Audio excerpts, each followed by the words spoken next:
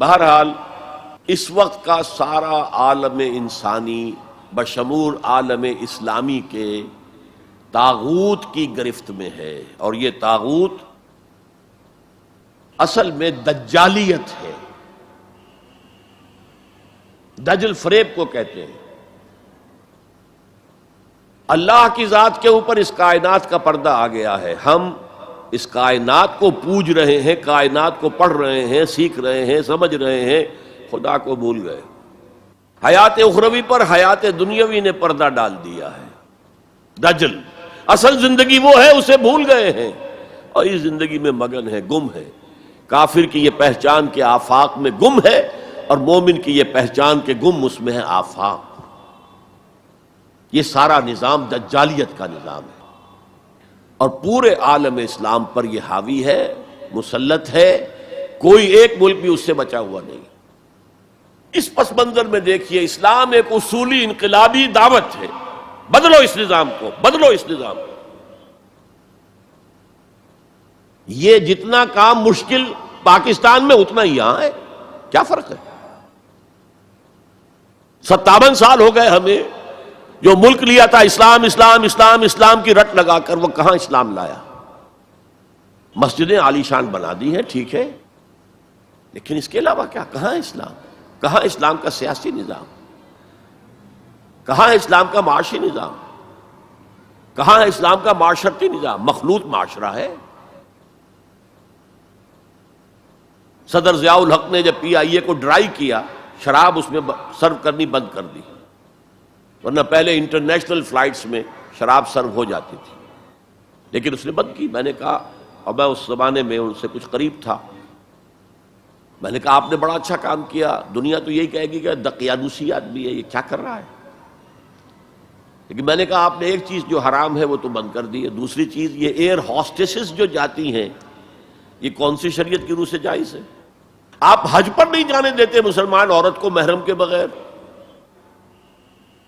حالانکہ عام طور پر ادھیڑ عمر کی عورتیں، بڑی عمر کی عورتیں جاتی ہیں حج کے لیے، محرم کے بغیر نہیں جائے گی، نہ عمرے پر جائے گی۔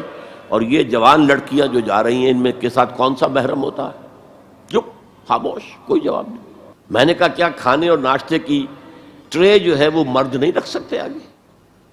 یہ ہے ہمارا طرز عمل کہ اسلام کی کوئی ایک چیز قبول، سر پر، سر آنکھوں پر، اور دوسری چیز جو ہے پاؤں تلے رون دی جائے، جس کی سزا ہمیں مل رہی ہے۔ الا خزی فی الحیات الدنیا ویوم القیامت یردون الی اشد العذاب۔ تو اب میں نے عرض کیا، کوئی ملک ہو، اقلیت میں مسلمان ہو، اکثریت میں ہو، کوئی فرق واقع نہیں ہوتا، ہر جگہ پر اسلام کو ایک اصولی انقلابی دعوت کی حیثیت سے پیش کیا جائے۔ نمبر 3، اکثریت اقلیت کا مسئلہ تو اس سے حل ہوتا ہے کہ ہمارے لیے اسوہ کامل ہے محمد رسول اللہ کی ذات مبارکہ۔ وہ تو اکیلے تھے جب انہوں نے کام شروع کیا تھا، آپ کی اہلیہ حضرت خدیجہ رضی اللہ تعالی عنہ، آپ کے دوست پرانے ابو بکر رضی اللہ تعالی عنہ، آپ کے چچا بھائی جو آپ ہی کے زیر تربیت تھے، وہی رہ رہے تھے، چونکہ ان کے والد ابو طالب بہت غریب تھے، لہذا حضور نے انہیں اپنے پاس رکھا ہوا تھا، ان کے اوپر سے بوجھ کم کرنے، اور آپ کا وہ بیٹا، منہ بولا بیٹا جو غلام تھا، اسے آزاد کر کے بیٹا بنا لیا۔ یہ 4 تھے نا، 1+4 5، اور 10 سال کی محنت شاقہ، دن رات کی محنت، اور یہ محنت کرنے والا کون؟ محمد صلی اللہ علیہ وسلم، جس کے کردار کے اوپر کہیں کوئی چھینٹ بھی نہیں ہے، داغ دھبا تو بڑی بات ہوتی ہے۔ بمشکل 100-125 آدمی ساتھ آئے تھے، تو آپ اس اسوے پر چلیں، آپ کو 100 بھی نہ ملے کوئی پرواہ نہیں، کیا جب کس وقت اللہ تعالیٰ دھارے کا رخ موڑ دے، لوگوں کی توجہ ہو جائے، لیکن اصول وہی ہو، دعوت وہی ہو، اور نمبر 3 میتھڈالوجی وہی ہو۔ Don't borrow the methodologies from the movements of this era. جمہوریت کے ذریعے سے کچھ ہو جائے، اور کوئی دہشت گردی کے ذریعے سے کہیں اسلام آ جائے، these are not the methodologies of Muhammad صلی اللہ علیہ وسلم۔ خليل بالقرآن هو إمامنا آية الله آمتنا كلام ربنا هدايتنا عطاء جبريل على رسولنا